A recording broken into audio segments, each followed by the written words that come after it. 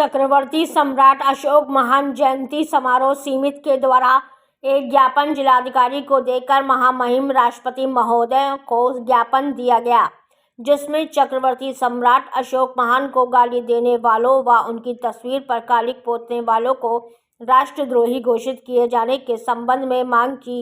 सम्राट अशोक जयंती समारोह समिति के बैनर तले गोंडा में आक्रोशित मौर्य समाज अपने विनम्र निवेदन द्वारा मांग किया कि दोनों घटनाओं की जांच माननीय सुप्रीम कोर्ट के किसी सेवानिवृत्त मुख्य न्यायाधीश से कराते हुए दोषी के विरुद्ध राष्ट्रद्रोह का अभियोग दर्ज कराते हुए आजीवन कारावास की सजा दिलाई जाए।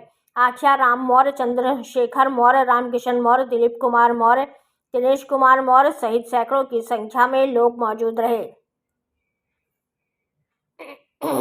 आज जो है ये निकाले हैं, सब हम लोग ज्ञापन देने जा रहे हैं कि ऐसे आशीष तिवारी को, जो राष्ट्र का प्रतीक है सम्राट अशोक, उनके खिलाफ अपशब्द का प्रयोग करना और उनके चित्रों पर, उनकी प्रतिमाओं पर कालिक पोतने का काम राष्ट्रद्रोह का काम है। इसलिए उन्हें राष्ट्रद्रोही घोषित किया जाना चाहिए और जब तक राष्ट्रद्रोही घोषित नहीं किया जाता है तब तक हम लोगों का संघर्ष जारी रहेगा।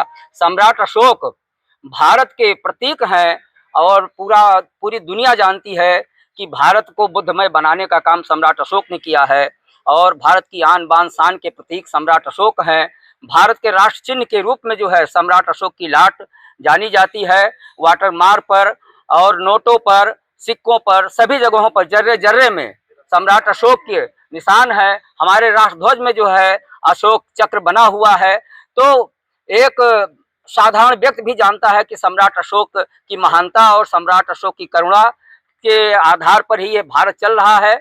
उन्हीं के द्वारा जो है ये भारत पूरी दुनिया में बुद्ध का देश कहा जाता है और उस बुद्ध के देश में जो है ये फिरका परस्ती का कार्य, जातिवाद का कार्य और जो है धार्मिक उन्माद फैलाने का काम आशीष तिवारी जैसे लोगों के द्वारा किया गया है, जो क्षम्य नहीं है। हम लोग कतई बर्दाश्त नहीं करेंगे और जब तक आशीष तिवारी को राष्ट्रद्रोही घोषित नहीं किया जाता है तब तक हम लोगों का यह विरोध प्रदर्शन जारी रहेगा। मुकदमा लिखे हुए आशीष तिवारी के इतने दिन हो गए, अभी तक पुलिस ने उसको गिरफ्तार नहीं किया। इस संबंध में आप सरकार को क्या कहना चाहेंगे और मतलब आप क्या बोलना चाहेंगे? जी, मैं बहुत स्पष्ट शब्दों में बताना चाहता हूं कि एफआईआर होने के बावजूद आशीष तिवारी की गिरफ्तारी नहीं की गई है।